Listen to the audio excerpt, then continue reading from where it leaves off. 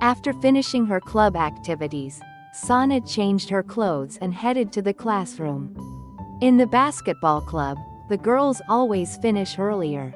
Because of that, lately she had stopped going home with Chris and had been going home more often with her sister, Azusa, who is also in the basketball club.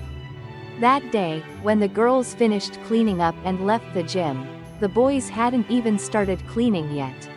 However, feeling concerned about Chris being called to the staff room after school, Sana decided to wait for the boys' basketball club to finish.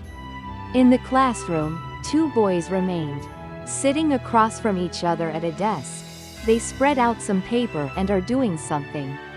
They came from another elementary school, and Sana hasn't talked to them much. They are part of the drama club. Seeing Sana enter the classroom, the two of them hurriedly put away the papers they had spread out and stood up eagerly.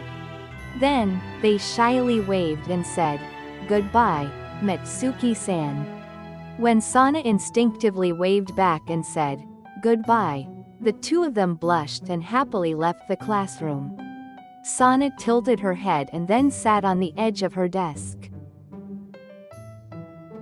After finishing club activities, Chris returned to the classroom with his classmates from the basketball club and was surprised to see Sana. "What's wrong?" he communicated telepathically, to which Sana shook her head slightly and replied, "Nothing." Then she responded telepathically, "Let's go home together today. I'll be waiting at the entrance." And then, she left the classroom in silence. Chris, feeling suspicious about what had happened, took off his gym clothes. Since entering junior high, Chris had not been going home with Sana very often. One reason was that the time when club activities ended was different, but that wasn't the only reason. Since entering junior high, Sana's popularity had increased even more.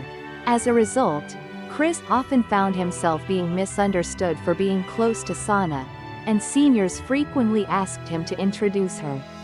Chris found such things bothersome. As he began to avoid going home together with Sana, they naturally started to go home separately. After changing into his uniform, Chris said goodbye to his friends from the basketball club and hurried towards the entrance. Sana was leaning against the shoe rack, waiting.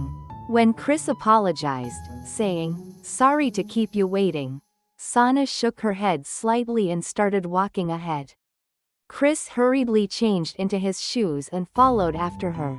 There was a student watching intently from the second-floor window of the school building at the sight of two people walking home together.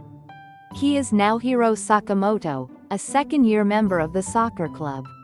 Tall and athletic, he has a slightly mischievous aura, making him quite popular among the girls. He is one of the seniors who told Chris to introduce Sana to him before. Noticing the gaze of Naohiro, Chris instinctively bowed his head.